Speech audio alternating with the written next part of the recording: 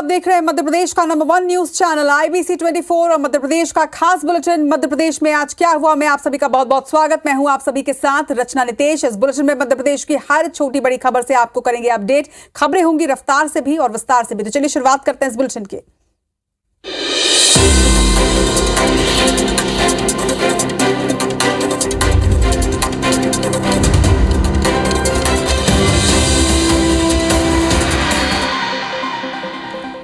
और बुलेटिन में सबसे पहले बात करेंगे हाईकमान की मीटिंग की। जी हां, दिल्ली में कांग्रेस हाईकमान के साथ मध्य प्रदेश कांग्रेस की आज बैठक हुई और बैठक में मध्य प्रदेश के नेताओं ने हाईकमान को रिपोर्ट भी सौंपी है। मंथन के बाद प्रदेश में जीत का दावा किया है। कांग्रेस के दिग्गज नेताओं के दावों से बीजेपी की टेंशन कितनी बढ़ी है, इस रिपोर्ट में आपको दिखाते हैं।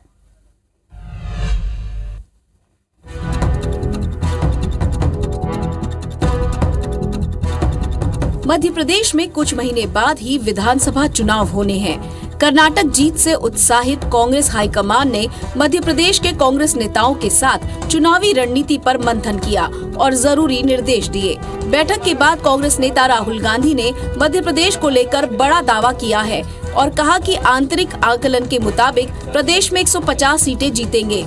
वहीं पीसीसी चीफ ने कहा कि मध्य प्रदेश के भविष्य को कैसे सुरक्षित करे, इस पर मंथन किया गया। उधर नेता प्रतिपक्ष गोविंद सिंह ने कहा कि जन जन तक जाकर बीजेपी सरकार की खामियां गिनाएंगे। हमारा डिस्कशन हुआ, लंबा चौड़ा डिस्कशन हुआ और हमारी इंटरनल असेसमेंट है कि 136 मिली कर्नाटक में। हमारा इंटरनल असेसमेंट है कि हमें एमपी में 150 मिलने जा रही है। अभी बहुत महत्वपूर्ण बैठक हुई, इसमें वरिष्ठ नेता सब उपस्थित थे और इसमें चर्चा हुई क्योंकि 4 महीने बचे हैं चुनाव में, तो कैसी रणनीति बनाई जाए और आज मध्य प्रदेश का भविष्य कैसे सुरक्षित रखा जाए, इस पर चर्चा हुई। आज प्रश्न केवल कांग्रेस पार्टी का नहीं है पर पूरे मध्य प्रदेश की भविष्य का है। पूरे प्रदेश में पूरे जगह जगह अभियान चलाएंगे, अलग अलग जगह अभियान चलाएंगे, अलग अलग मुद्दों में विशाल सभाएं करेंगे और भारतीय जनता पार्टी के 18 साल के जो कारनामे हैं उनको आम जनता में पहुंचाकर मध्य प्रदेश से शिवराज सरकार को उखाड़ने के लिए बौलबंद होकर सभी साथी एक सूत्र में बंधकर काम करेंगे। कांग्रेस के दावों और बयानों पर बीजेपी नेताओं ने तंज कसा है। 150 सीटें जीतने को लेकर सीएम शिवराज ने कहा कि मन बहलाने के लिए ख्याल अच्छा है। वहीं बीजेपी प्रदेश अध्यक्ष VD शर्मा ने कहा कि राहुल गांधी मुंगेरी लाल के हसीन सपने देखते रहे। उधर मंत्री विश्वास सारंग ने तीखा हमला बोलते हुए कहा कि राहुल को गिनती आती है क्या। मन के बहलाने को बाबा ख्याल अच्छा है। भारतीय जनता पार्टी मध्य प्रदेश में 200 से ज्यादा सीटें जीतेंगी। अब उनको ख्याली पुलाव पकाने हैं तो पकाते रहें। राहुल गांधी जी सपना देखते रहें, वो कांग्रेस की चिंता करें। उनसे जाके पूछो 150 का मतलब क्या होता है। जमा खर्च करने से काम नहीं चलता। धरातल पर आकर देखो राहुल गांधी जी, मध्य प्रदेश में कांग्रेस की दुकान और शोरूम दोनों बंद कर दिए, ताला लग गया है। बीजेपी मान रही है कि कर्नाटक में बिल्ली के भाग से छींका फूट गया, लेकिन ऐसा मध्य प्रदेश में संभव ही नहीं है। लेकिन कांग्रेस के आंतरिक आकलन ने टेंशन तो जरूर बढ़ा दी है। इधर केंद्र में बीजेपी सरकार के 9 साल पूरे होने को बीजेपी भुनाने की तैयारी में है। मध्य प्रदेश में बीजेपी 30 मई से लेकर 30 जून तक महाजनसंपर्क अभियान चलाएगी और मोदी सरकार की उपलब्धियों को जन जन तक पहुंचाएगी। इस पर एक रिपोर्ट।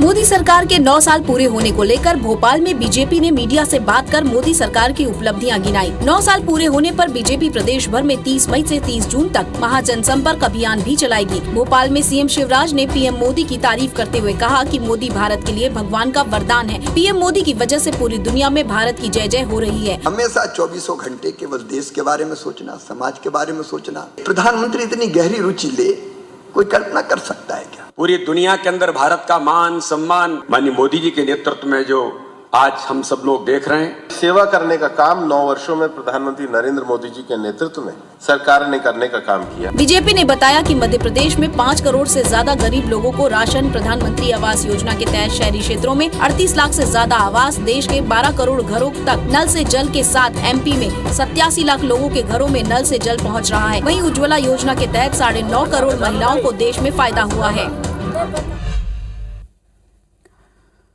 एमपी में क्षत्रियों के बाद अब ब्राह्मण समाज भोपाल में बड़ा सम्मेलन करने जा रहा है। संकेत साफ है, जो हमारा नहीं, हम भी उसके नहीं। इस पर एक खास रिपोर्ट।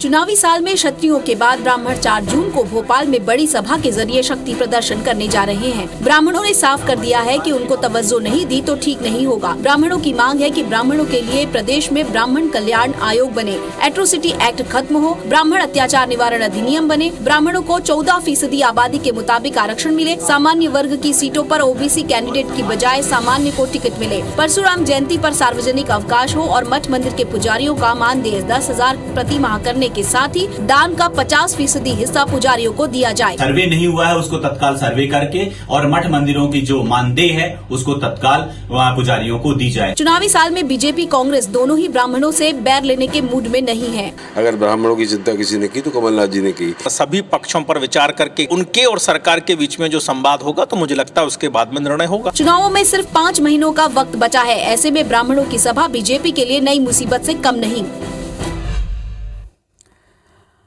उज्जैन में आए आंधी तूफान ने भारी तबाही मचाई है। बाबा महाकाल की नगरी उज्जैन के महाकाल लोक में लगे सप्तऋषि के 7 प्रतिमाओं में से 6 क्षतिग्रस्त हो गई हैं। अब इस मामले में सियासत भी देखी जा रही है। रिपोर्ट।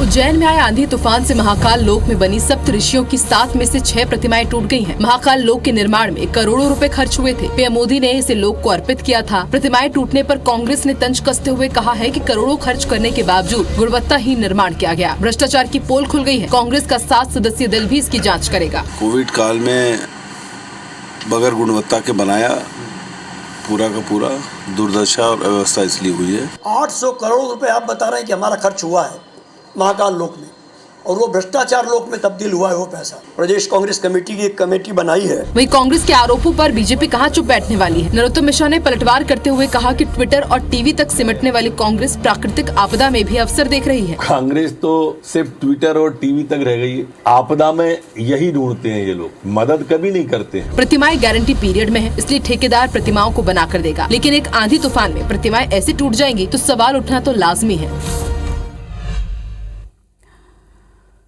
इधर जबलपुर में एनआईए और एटीएस की ताबड़तोड़ कार्रवाई के बाद कई अहम खुलासे हो रहे हैं। सरकार भी मामले में सख्त नजर आ रही है, तो वहीं कांग्रेस ने सरकार पर आतंकियों को पनपने देने का आरोप भी लगा दिया है। जबलपुर में शुक्रवार की रात को एनआईए एटीएस की छापेमारी को लेकर बड़ा खुलासा हुआ है। एनआईए ने 3 संदिग्ध आतंकियों सैयद मामून, आदिल और मोहम्मद शाहिद के आईएसआईएस से तार जुड़े होने का खुलासा किया है। संदिग्ध आतंकी मस्जिद में मीटिंग के साथ फी सभाबुल्ला नाम के व्हाट्सएप ग्रुप के जरिए भी कट्टरता फैलाते थे। इतना ही नहीं, वकील अहदुल्ला उस्मानी के घर से करीब 64 जिंदा कारतूस भी मिले हैं। दबिश के दौरान भाई और बेटे अमानुल्लाह और अरहम उस्मानी पर सरकारी काम में बाधा डालने का केस भी दर्ज किया गया है। ये आईएसआईएस के लिए ये काम करते थे, कार्रवाई कर रहे हैं। ये लोग वहाँ मस्जिद में मीटिंग करते थे। आर्म्स एक्ट के विभिन्न धाराओं में भी प्रकरण कायम किया गया है। वे कांग्रेस ने तंज कसते हुए कहा कि बीजेपी सरकार भ्रष्टाचार में लिप्त रही और आतंकी पनपते रहे। 30 साल से इनकी सरकार है और ये अपना भ्रष्टाचार में लगे रहे, इस बीच आतंकी पनपते रहे। सरकार आतंकियों को लेकर सख्त नजर आ रही है। गृह मंत्री ने कहा है कि एनआईए लगातार जांच कर रही है। आतंकियों का कोई भी कृत्य होगा कुचल दिया जाएगा। इधर ग्वालियर में मंदिरों मस्जिदों की जमीन पर प्रशासनिक कर्मचारियों की मिलीभगत से कब्जा हो चुका है। प्रशासनिक अफसरों के कराए गए सर्वे में भी चौंकाने वाले खुलासे हुए। इस पर एक रिपोर्ट दिखाते हैं।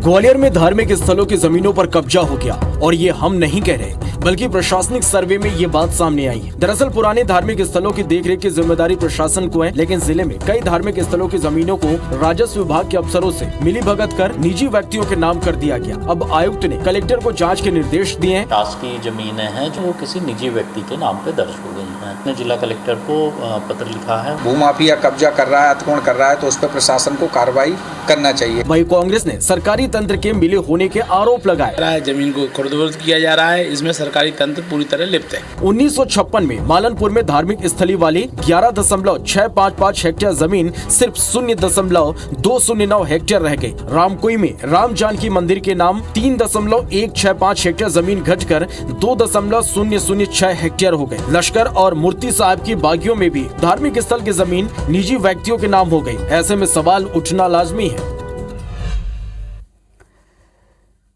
चुनावी साल में आंदोलनों की बाढ़ सी आ चुकी है। हर कोई सरकार से अपनी अपनी मांगों को मनवाना चाहता है। जबलपुर और भोपाल में भी कर्मचारी और पेंशनर्स ने अलग अलग तरीके से अपनी आवाज को बुलंद किया। देखिए तस्वीर और रिपोर्ट।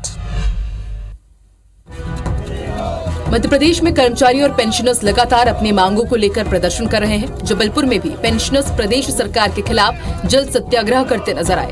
पेंशनर्स गौरी घाट पहुंचे और नर्मदा नदी में उतर गए। नदी में खड़े होकर 2 घंटे तक विरोध प्रदर्शन किया। पेंशनर्स की मांग है कि उन्हें कर्मचारियों की तरह महंगाई राहत और पुराना एरियस दिया जाए। हमने मां नर्मदा के अंचल में जल सत्याग्रह किया। सुबह 10 बजे से 12 बजे तक ये कार्यक्रम हमारा निरंतर तक जारी रहेगा और हमने निवेदन किया है सरकार को कि ऐसी सद्बुद्धि दे दे इस सरकार को, ताकि यथाशीघ्र हमारी मांगों की पूर्ति हो जाए। वहीं भोपाल में एनएचएम संविदा स्वास्थ्य कर्मियों ने अंबेडकर मैदान में धरना दिया।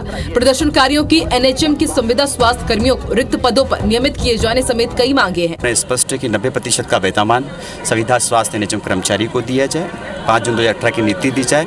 तो सभी संयुक्त एक महा आंदोलन किया है। कर्मचारी लगातार प्रदर्शन के जरिए सरकार की मुश्किलें बढ़ा रहे हैं। वहीं सरकार भी कर्मचारियों को नाराज करना नहीं चाहती, इसलिए कई मामलों पर मौन धारण कर लिया है। तो 2023 चुनावी साल है और चुनावी साल में कर्मचारियों के आंदोलन ने सरकार की मुश्किलों को बढ़ा दिया है। प्रदेश के साथ भोपाल में भी बीयू यूनिवर्सिटी के कर्मचारी आंदोलन कर रहे हैं, जिससे छात्रों की परेशानी बढ़ती जा रही है। मध्य प्रदेश के विश्वविद्यालय के कर्मचारी अपनी 9 सूत्रीय मांगों को लेकर चरणबद्ध आंदोलन कर रहे हैं।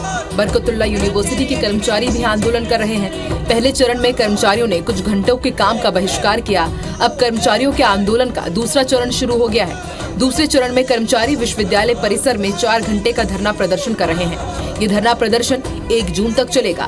मध्य प्रदेश शासकीय विश्वविद्यालय पेंशनर्स कर्मचारी अधिकारी और शिक्षक संयुक्त संघर्ष समिति के सचिव लखन परमार ने बताया कि सरकार ने मांगे नहीं मानी तो तीसरे चरण में 2 जून से बेमियादी हड़ताल की जाएगी। ये हमारी 9 सूत्रीय मांग है। मध्य प्रदेश के समस्त विश्वविद्यालय के कर्मचारियों हमने ये आंदोलन जारी किया है। यदि हमारी मांगों की पूर्ति नहीं हुई तो 2 तारीख से 2 जून से पूरे मध्य प्रदेश की समस्त विश्वविद्यालयों में पूर्णतः कार्य बहिष्कार किया जाएगा, पूरी तालाबंदी की जाएगी। कर्मचारियों की हड़ताल से विश्वविद्यालय का कामकाज प्रभावित हो रहा है और इस कारण छात्रों को परेशानी का सामना करना पड़ रहा है।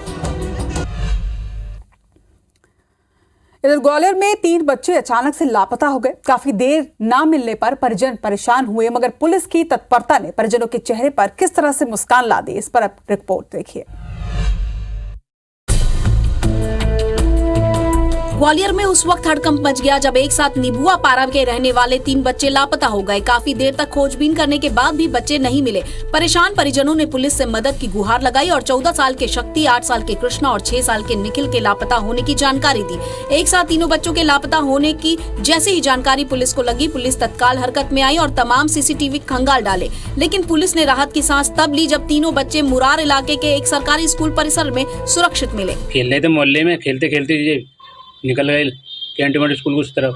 तो हमने जाके जगह जगह कैमरे चेक करे, ये चेक करे, भी इनको ढूंढा गया और इनके परिजन के द्वारा भी ढूंढा गया।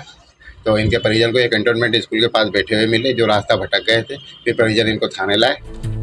बच्चे खेलते खेलते रास्ता भटक गए थे, इसलिए सरकारी स्कूल में ही रुक गए। पुलिस की तत्परता ने परिजनों के चेहरे पर सुकून वाली मुस्कान ला दी। परिजन पुलिस को रोम रोम से धन्यवाद दे रहे हैं।